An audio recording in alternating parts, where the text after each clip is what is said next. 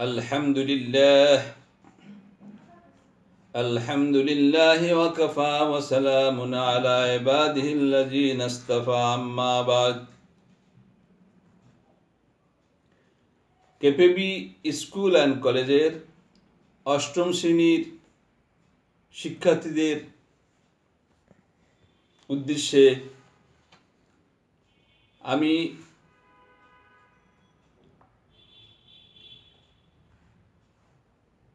আসম ও হারুনুর রশিদ ইসলাম ও নৈতিক শিক্ষার দ্বিতীয় অধ্যায়ের ইবাদত বিষয় সম্পর্কে আলোকপাত করতে চাই। আশা করি অষ্টম শ্রেণীর শিক্ষার্থীরা তোমরা ভালো আছো। আসসালামু আলাইকুম ওয়া রাহমাতুল্লাহি ওয়া বারাকাতুহু।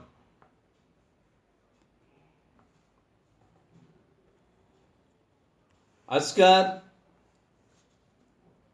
দ্বিতীয় অধ্যায়ের প্রথম পাঠে আলোচ্য বিষয় ইবাদত সম্পর্কে। ইবাদত আরবি শব্দ, এর অর্থ দাসত্ব করা, আনুগত্য করা। মহান আল্লাহ রাব্বুল আলামিনের আদেশ নিষেধ যথাযথভাবে মেনে চলা। ইসলাম হলো পরিপূর্ণ জীবন বিধান। ইসলামের মৌলিক 5টি বিষয় যথা কালেমা, নামাজ, রোজা, হজ, যাকাত যথাযথভাবে পালনের নামই ইবাদত। আবার মানব জীবনের প্রতিটি কাজ ইসলামী বিধিবিধান অনুসারে সম্পন্ন করাও ইবাদতের অন্তর্ভুক্ত। পৃথিবীর সকল সৃষ্টিবস্তু মানুষের কল্যাণের জন্য সৃষ্টি করা হয়েছে, আর মানুষ ও জিন জাতিকে একমাত্র আল্লাহর ইবাদত করার জন্যই সৃষ্টি করা হয়েছে। আজকাল এই ইবাদতের আলোচনার মধ্যে এসেছে দ্বিতীয় অধ্যায়ের প্রথম পাঠে যাকাত সম্পর্কে। যাকাত জাকির শব্দ থেকে উৎপত্তি। এর অর্থ পবিত্রতা, বৃদ্ধি, পরিচ্ছন্নতা। ইসলামী শরীয়তের পরিভাষায় ধনী ব্যক্তিদের নিসাব অর্থাৎ নির্ধারিত পরিমাণ সম্পদ থাকলে নির্দিষ্ট অংশ গরিব ও অভাবী লোকদের মধ্যে বিতরণ করে দেওয়াকেই যাকাত বলে। যাকাত প্রদানের মাধ্যমে সম্পদ ব্যক্তিবিশেষের হাতে পুঞ্জীভূত থাকে না, আর মানুষের হাতে সম্পদ পুঞ্জীভূত থাকুক মহান আল্লাহ তাআলা তা পছন্দও করেন না। তিনি চান সম্পদ মানুষের কল্যাণে ব্যয় হোক, সমাজের সামগ্রিক অর্থনৈতিক অবস্থার উন্নতি হোক। এই বিবেচনার যাকাত অর্থ বৃদ্ধি। যাকাত প্রদানে দাতার অন্তর কৃপণতার কুলুষ থেকে পবিত্র হয়। বিত্তশালীদের সম্পদে দরিদ্র অধিকার আছে, কাজেই গরিবের নির্ধারিত অংশ দিয়ে দিলে অবশিষ্ট সম্পদ ধনীদের জন্য পবিত্র হয়ে যায়। এদিকে বিবেচনা করলে যাকাত অর্থ পবিত্রতা। যাকাত দিলে সম্পদে আল্লাহ রাব্বুল আলামিন বরকত দান করেন। ইসলামের 5টি গুরুত্বপূর্ণ রোকনের মধ্যে যাকাত অন্যতম। কোরআন মজিদে হুবহু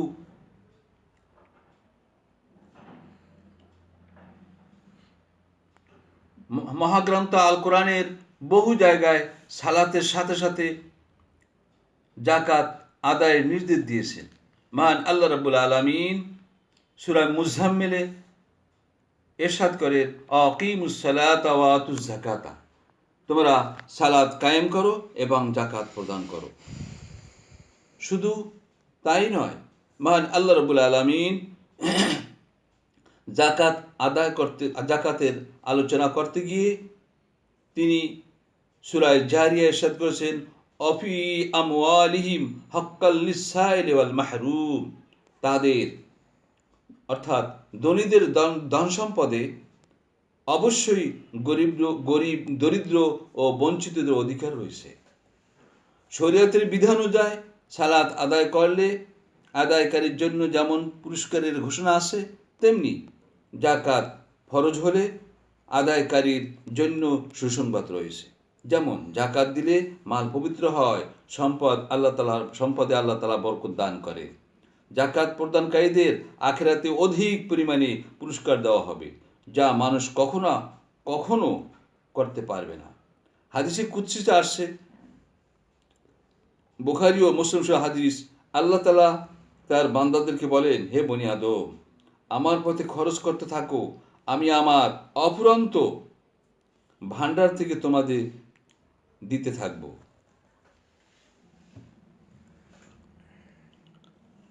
এই মর্মে জাকাত আদায়কারীদের সম্পর্কে মহান আল্লাহ রাব্বুল আলামিন সূরা মায়েদায় ইরশাদ করেছেন, অকাল আল্লাহু ইন্নী মাআকুম লাইন আকিমতুমুস সালাতা ওয়া আতাইতুমুজ যাকাতা। আর আল্লাহ বলেন, আমি অবশ্যই তোমাদের সাথে আছি যদি তোমরা নামাজ কায়েম করো এবং জাকাত আদায় করো।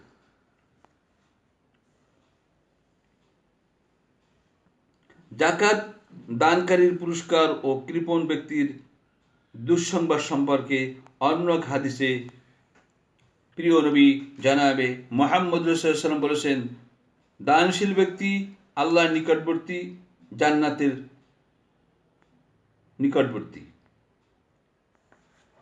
আল্লাহ তাআলা বান্দাদের নিকটবর্তী ও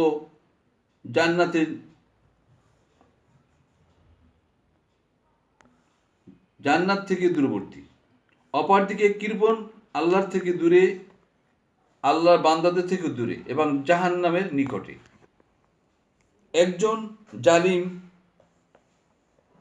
একজন জাহিল দানশীল, একজন কৃপণ আবিদ অপেক্ষা আল্লাহর কাছে অনেক বেশি পছন্দনীয়।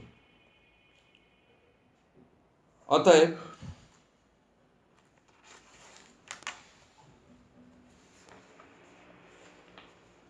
জাকাত ফরজ হওয়া সত্ত্বেও যারা তা আদায় করে না এবং জাকাত দিতে অস্বীকার করে, তাদের ব্যাপারে ইসলামী বিধান হচ্ছে পার্থিব জীবনে তারা কৃপণ হিসাবে আখ্যায়িত হবে এবং পরকালে কঠিন শাস্তির সম্মুখীন হবে। এই মর্মে আল্লাহ তাআলা ঘোষণা করেছেন, আর ধ্বংস ওই সব মুশরিকদের জন্য যারা জাকাত দেয় না ও আখিরাতকে অস্বীকার করে। ইসলামের প্রথম খলিফা হযরত আবু বকর রাদিয়াল্লাহু তাআলা আনহু এর শাসনামলে কিছু লোক জাকাত দিতে অস্বীকার করল। খলিফা তাদের ইসলাম থেকে বেরিয়ে যাওয়ার সমতুল্য মনে করলেন।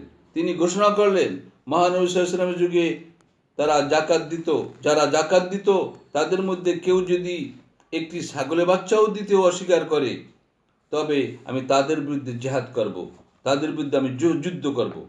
হযরত আবু বকর রাদিয়াল্লাহু তাআলা আনহু এর বক্তব্যের যৌক্তিকতার সাথে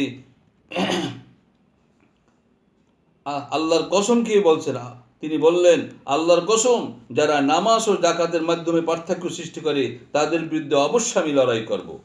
প্রত্যেক মুমিন বান্দার উচিত পরকালের সঠিক শাস্তি থেকে, পরকালের সঠিক কঠিন শাস্তি থেকে মুক্তি ও আল্লাহর নৈকট্য লাভের আশায় যথানিয়মে জাকাত আদায় করা, অন্যকে জাকাত দান করলে উৎসাহিত করা, অন্যকে জাকাত দানে উৎসাহিত করা, ইসলামী বিধান মতে জাকাত আদায় করে সমাজের অসহায় দরিদ্রের অবস্থা উন্নতি করা। জাকাতের ফরজ।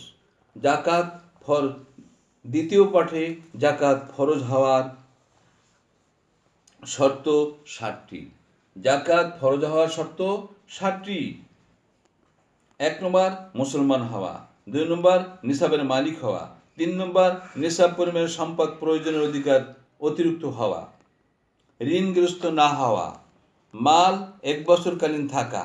জ্ঞান সম্পন্ন হওয়া, বালেগ হওয়া। নিসাব আরবি শব্দ, এর অর্থ নির্ধারিত পরিমাণ। শরীয়তের পরিভাষায় জাকাত ফরজ হওয়ার জন্য সম্পদের নির্ধারিত পরিমাণকে নিসাব বলা হয়। সারা বছর জীবনযাত্রা প্রয়োজনীয় ব্যয় নির্বাহের পর বছর শেষে যার হাতে নিসাব পরিমাণ সম্পদ উদ্ধৃত থাকে তাকে বলা হয় সাহেবী নিসাব বা নিসাবের মালিক। আর সাহেবী নিসাবের উপরই জাকাত ফরজ। নিসাবের পরিমাণ হলো সোনা কমপক্ষে 7.5 তোলা অথবা রূপা কমপক্ষে 52.5 তোলা অথবা ওই মূল্যের অর্থ সম্পদ।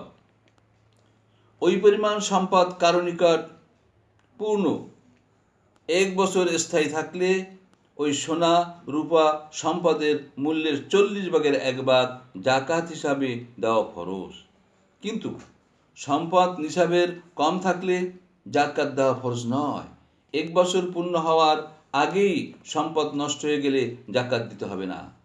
কারো হাতে যদি বছরের প্রথমে নিসাব পরিমাণ সম্পদ থাকে, বছরের মাঝে কোনো অকারণে নিসাব হতে কমে যায় এবং বছর শেষে আবার নিসাব পরিমাণ সম্পদের মালিক হয়ে গেলে তাকে জাকাত দিতে হবে। স্ত্রী লোকে ব্যবহার্য সোনা রূপা অলংকার জীবনের আবশ্যকীয় মৌলিক বস্তুর অন্তর্ভুক্ত নয়। কাজেই অলংকার নিসাব পরিমাণ হলে তাকে জাকাত দিতে হবে। সোনা রূপা ব্যতীত অন্য কোনো ধাতু যেমন তামা কাঁসা পিতল ইত্যাদি ব্যবহার্য জিনিস হিসাবে থাকলে জাকাত দিতে হবে না। তবে ব্যবসায়ের সামরিক হলে জাকাত দিতে হবে। এর জন্য শর্ত হচ্ছে এসব সামরিক 1 বছর কাল হাতে স্থায়ী থাকা এবং নিসাব পরিমাণ হওয়া।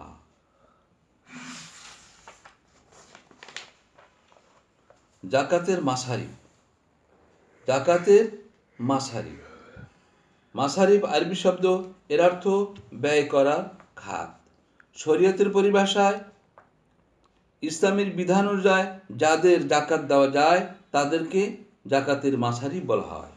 জাকাতের মাসারিফ অর্থ কোন কোন খাতে জাকাতের অর্থ ব্যয় করতে হবে আল্লাহ তাআলা স্বয়ং তা নির্ধারণ করে দিয়েছে। কোরআন মজিদের সূরা তাওবার মধ্যে বলা হয়েছে, জাকাত তো কেবল নিঃস্ব অভাবগ্রস্ত ও সংশ্লিষ্ট কর্মচারীদের জন্য, যাদের চিত্ত আকর্ষণ করা হয়, তাদের জন্য, দাস মুক্তির জন্য, ঋণ ভারাক্রান্তদের জন্য, আল্লাহর পথে ও মুসাফিরদের জন্য ইহা আল্লাহর বিধান।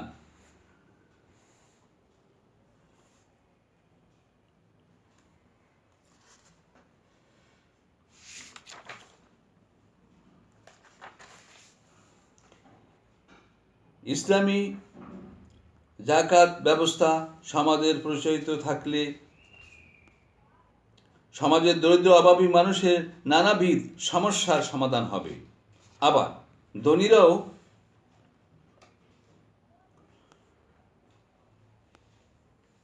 চতুর্থ পাঠ জাকাতের এই অধ্যায়ের চতুর্থ পাঠে জাকাতের গুরুত্ব ও তাৎপর্য সম্পর্কে আলোকপাত করছি। ইসলামী জাকাত ব্যবস্থা সমাজে পরিচিত থাকলে সমাজের দরিদ্র অভাবী মানুষের নানাবিধ সমস্যার সমাধান হবে। ধনীরাও তাদের দায়মুক্ত হওয়ার বিশেষ সুযোগ পাবে। কাজেই ইসলামে জাকাতের অনেক গুরুত্ব রয়েছে। জাকাতের অর্থনৈতিক গুরুত্ব। জাকাতের অন্যতম গুরুত্ব হলো অর্থনৈতিক ভারসাম্য রক্ষা করা। সমাজের কেউ সম্পদের পাহাড় গড়ে সুউচ্চ ইমারত বসবাস করবে, বিলাসবহুল জীবনযাপন করবে, আর কেউ অনাহারে অর্ধ অনাহারে দিন কাটাবে, এমন বিধান ইসলামে নেই। কেউ শিক্ষা, খাদ্য, বস্ত্র, বাসস্থান ইত্যাদি মৌলিক চাহিদা পূরণ করতে পারে না, আর বাড়ি বাড়ি ঘুরে শান্তি ও সাম্যের ধর্ম ইসলাম তা কিছুতেই সমর্থন করে না। কাজেই সকল শ্রেণীর নাগরিকের মধ্যে অর্থনৈতিক ভারসাম্য রক্ষা করার জন্য ইসলাম দরিদ্রের উপর জাকাত ফরজ করেছে। রাসূলুল্লাহ সাল্লাল্লাহু আলাইহি ওয়াসাল্লাম বলেছেন, আল্লাহ তাআলা লোকের উপর সদকা ফরজ করে দিয়েছেন, তা নেওয়া হবে ধনীদের থেকে এবং বিলিয়ে দেওয়া হবে দুস্থদের মধ্যে। বুখারী এবং মুসলিম। সাধারণত মানুষের অর্থের প্রতি লিপ্সা থাকে, যে কৃপণ স্বভাবের হয়, সে নিজের কষ্টে উপার্জিত অর্থ নিঃস্বার্থভাবে কাউকে দিতে চায় না। তাই দয়াময় আল্লাহ তাআলা সম্পদশালী ব্যক্তিদের মনকে সম্পদের লিপ্সা, লোভ, কৃপণতা, স্বার্থপরতা প্রভৃতির দোষ থেকে মুক্ত ও পবিত্র রাখার নির্দেশ দিয়েছেন। তিনি মানুষের মনকে দয়া, মায়া, স্নেহ, মমতা ও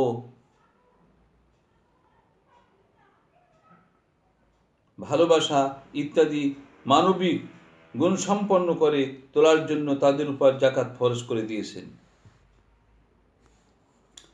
সম্পদের প্রকৃত মালিক আল্লাহ তাআলা।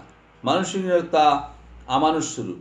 মানুষ শ্রম ও মেধা দ্বারা সম্পদ অর্জন করবে আর প্রয়োজন মোতাবেক সম্পদ খরচ করবে, কিন্তু সম্পদ জমা করে রাখা বা কেবল নিজের ভোগবিলাসের জন্য খরচ করা ইসলাম অনুমোদিত নয়।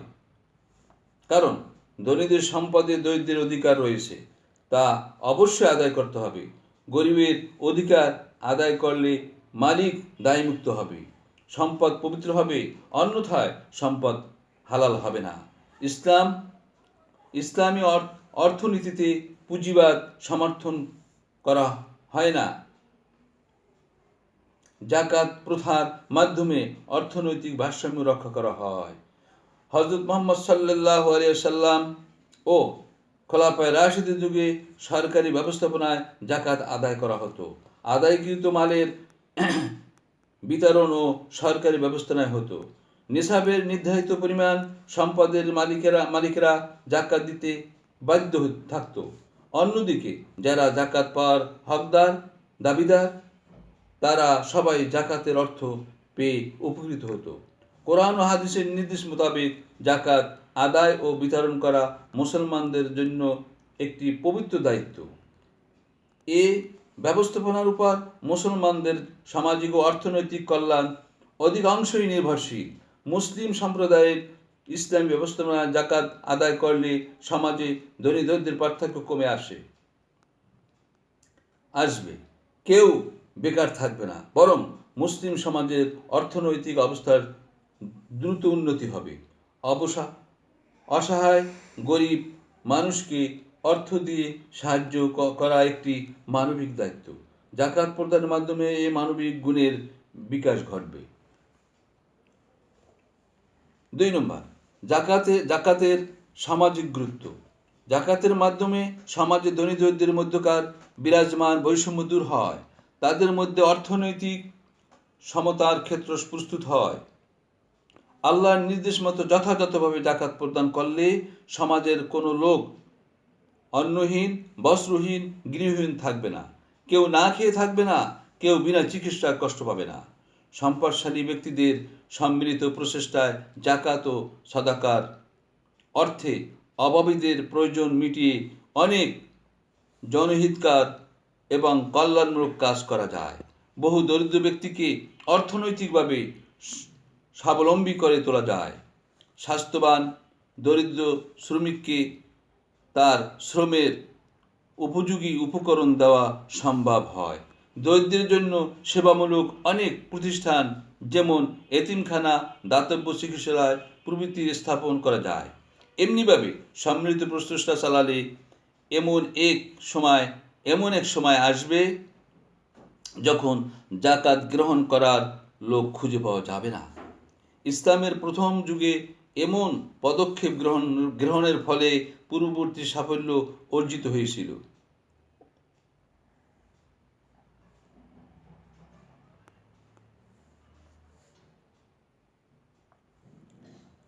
ইসলামের প্রথম যুগে এমন পদক্ষেপ গ্রহণের ফলে অপূর্ব সাফল্য অর্জিত হয়েছিল।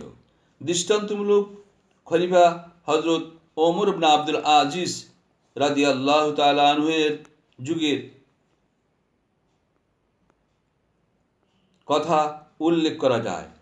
ইসলামী জাকাত ব্যবস্থা প্রচলনের ফলে তার যুগে জাকাত নেওয়ার মতো লোক খুঁজে পাওয়া কষ্টকর ছিল। ইসলামী জাকাত ব্যবস্থা গোটা সমাজকে কৃপণতা, সংকীর্ণতা, স্বার্থপরতা, হিংসা, বিদ্বেষ প্রভৃতি বদাভ্যাস থেকে পবিত্র রাখে এবং পরস্পরের মধ্যে ভালোবাসা, ত্যাগ, মমত্ববোধ ইত্যাদি গুণ আরও দৃঢ় করে। প্রিয় শিক্ষার্থীরা, আজকাল জাকাত সম্পর্কে যেগুলো আলোচনা হলো, আশা করি জাকাতের অধ্যায় তোমরা ভালো করে পড়বে এবং এর মধ্য থেকে অবজেক্টিভ প্রশ্নগুলা খুঁজে খুঁজে বের করে মুখস্থ করবে। সামনে আর বাড়ছি না, এইবারে আজকাল এখানে শেষ করছি। আমা আলাইন ইল্লাল বালাগ আমা তাওফিক ইল্লা বিল্লাহ। আসসালামু আলাইকুম ওয়া রাহমাতুল্লাহি ওয়া বারাকাতুহু।